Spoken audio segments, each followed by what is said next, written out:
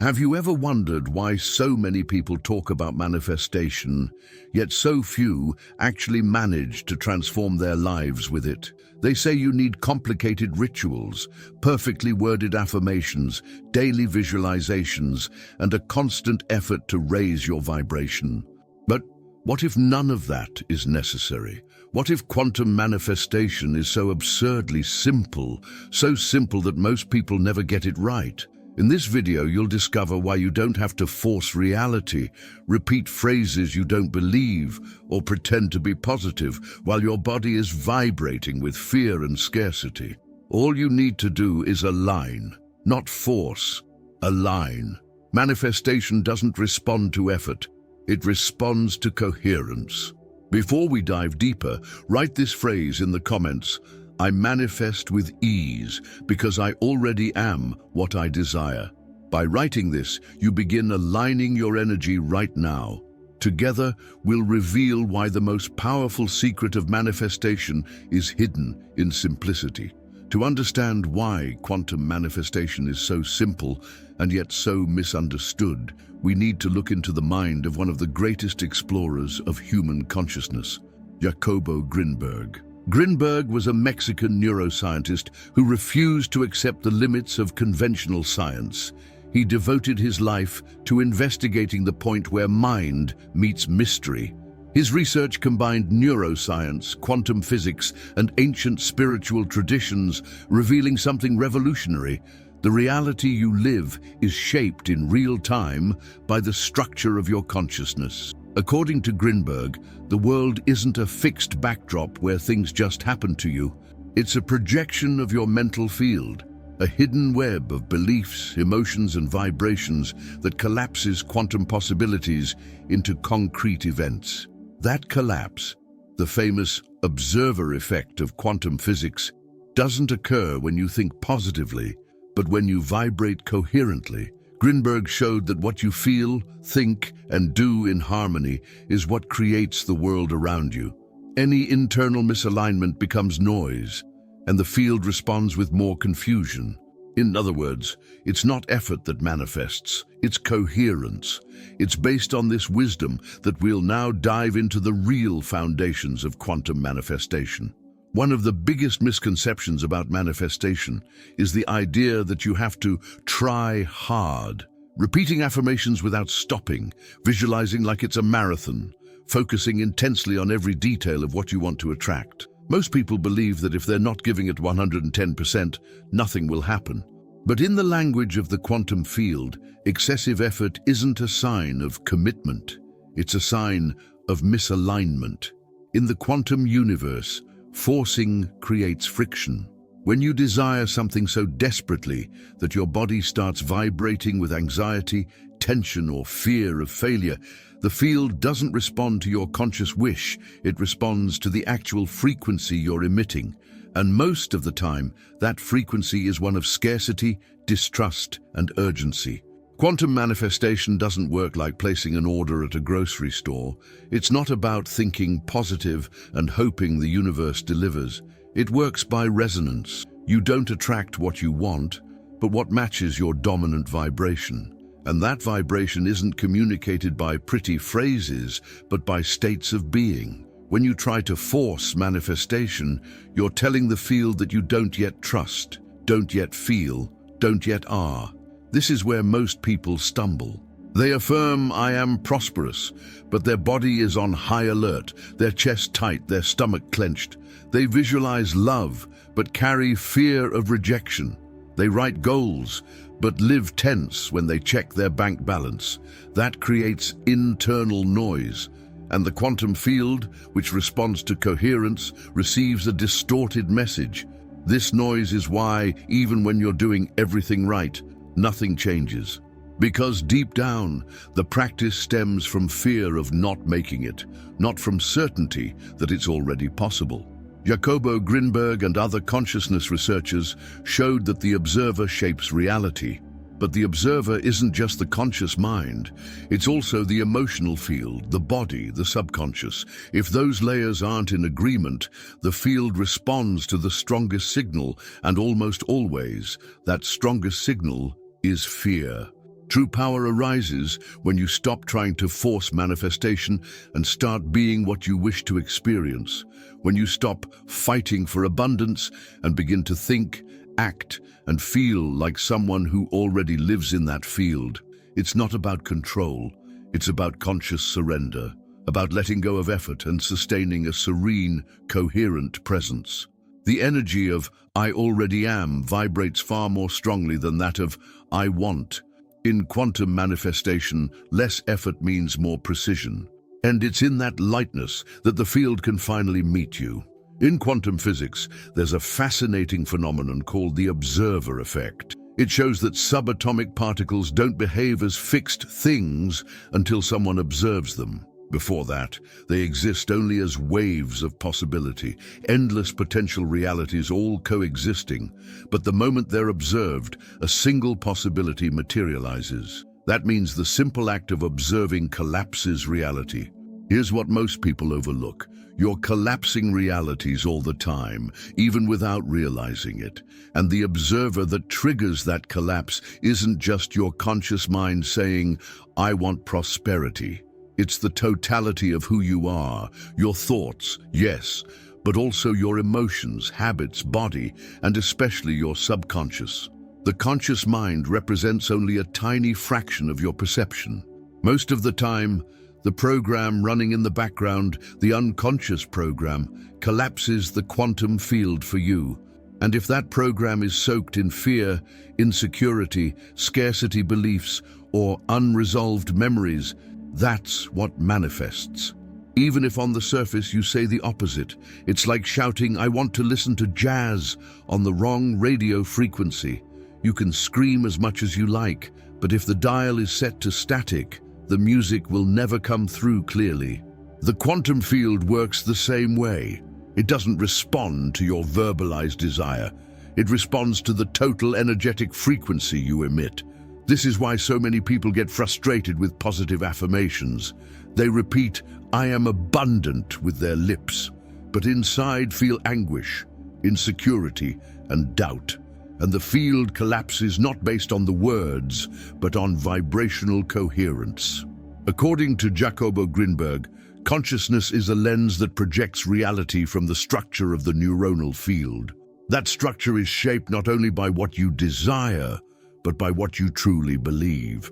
And those deep beliefs live in the subconscious. They don't need to be spoken, they are felt.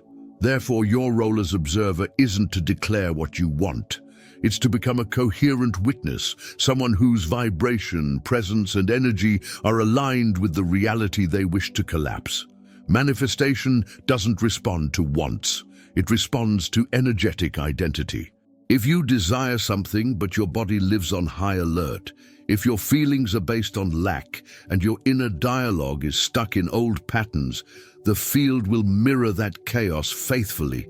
It doesn't judge, it just reflects. You manifest what you are, not what you pretend to be.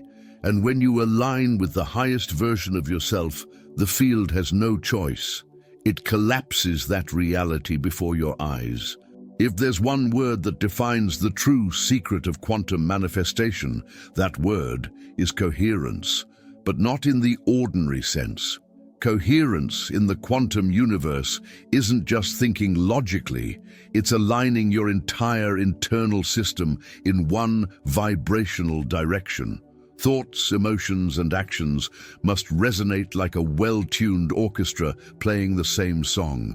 You might think abundance, but feel scarcity and act out of fear. Your vibration is incoherent. It's like trying to send a message in several languages at once. The quantum field doesn't understand contradiction. It picks up the strongest, most coherent signal and responds with absolute accuracy. Incoherence happens when the mind wants one thing, but the body vibrates another. When you think, "I want to thrive," but feel anxious. When you say, "I am worthy," but behave as if you constantly have to prove yourself. That internal misalignment creates energetic noise.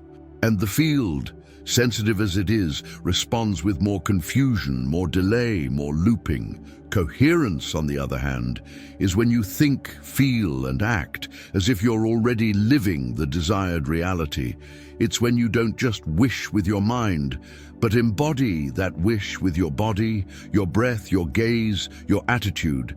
It's when even your smallest choices reflect the identity of the new version of you. Science backs this. Dr. Joe Dispenza, for example, speaks about the state of heart coherence, when heart and brain synchronize, creating a strong, ordered, potent electromagnetic field. It's in that state that the body shifts from survival mode into creation mode. From there, the mind stops being mere thought and becomes a transmitting field for a new reality. Jacobo Grinberg also pointed to this wholeness.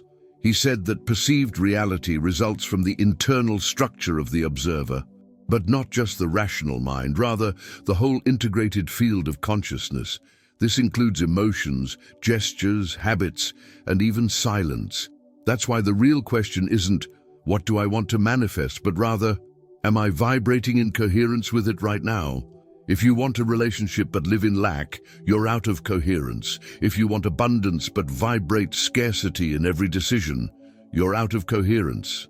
If you want health but behave like someone fragile, you're out of coherence. The key is simple.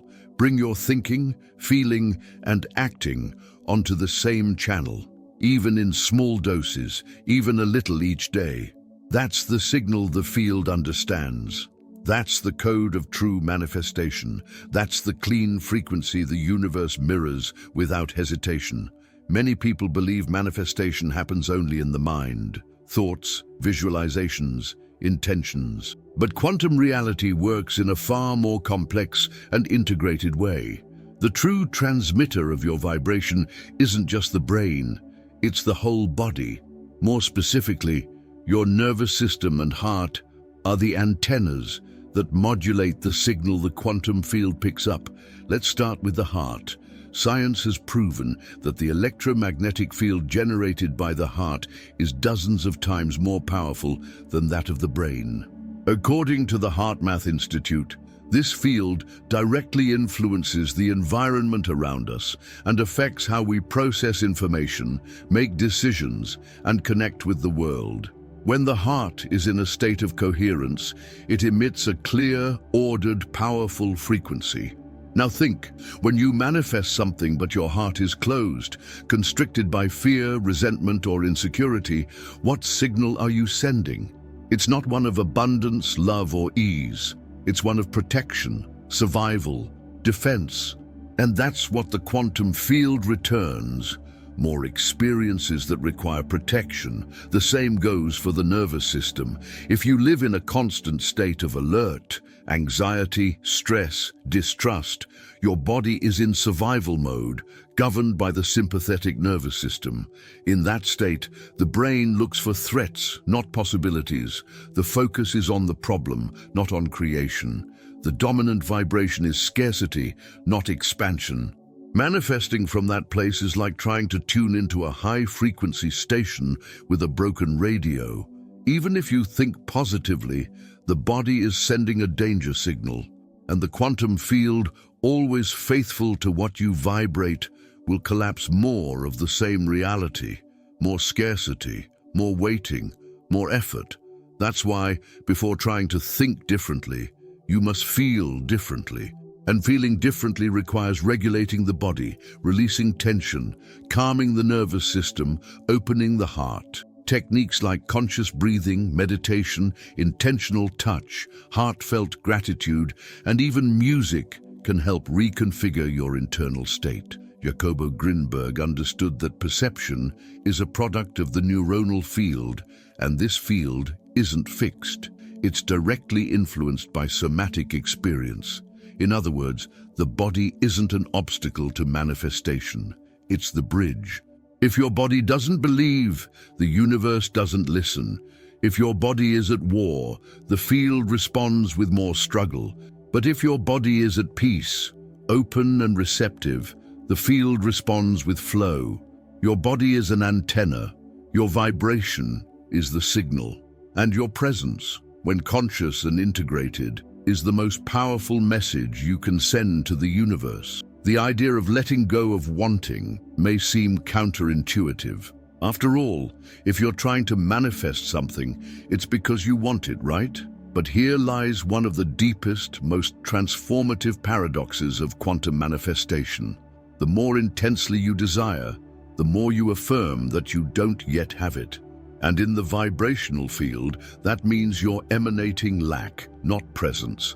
Wanting isn't the problem. The problem is the emotional scarcity attached to the want. When the desire comes loaded with urgency, attachment, desperation, that energy tells the quantum field, I am not yet this. I don't yet have this. I am separate from what I want. And the field responds by keeping that separation intact. That's why so many people do everything right and still wait, because the vibration they emit is, in truth, the vibration of not yet. The key is to flip that logic. Instead of wanting to get, you assume you already are and manifest from that identity. Instead of saying, I want love, you live as someone who is already in love. Instead of saying, I need abundance, you act, think, and feel like someone who already overflows with abundance, even if the external world hasn't caught up yet. Jacobo Grinberg stated that external reality is a reflection of internal structure. In other words, the field responds to the configuration of your being. When that structure is shaped by I want, it keeps projecting lack. But when you embrace I already am, without needing external proof, that structure instantly collapses a new line of reality. This doesn't mean denying desire, but detaching from the outcome. It means trusting the process so fully that you no longer need to monitor the manifestation. You vibrate as if you're already there. You become compatible with the desired future, not because it's arrived, but because you've arrived vibrationally first. That is the true state of the conscious manifester. They don't seek, they embody, they don't chase. They live as if they already are. And it's precisely in that state of serene confidence, free of desperation or tension, that the field collapses with greater speed and precision. The quantum field doesn't respond to hunger. It responds to embodied fullness. It's not how much you want, it's how much you allow yourself to be now. When you stop insisting, the universe has space to deliver. When you release need, abundance finds you, because at last there's no more resistance. And then the miracle happens, not because you forced it, but because you became the space where the miracle could land. One of the greatest challenges of quantum manifestation isn't creating the ideal vibrational state, it's staying in it. You may have moments of clarity, alignment, presence. You might feel everything flowing, that you finally entered the I already am field. But then life happens. An unforeseen event, a criticism, a number on your bank statement that triggers old fear, and almost without noticing you return to the field of scarcity, doubt, expectation. This oscillation is human. More than that, it's part of the process. The question isn't how to avoid the fall.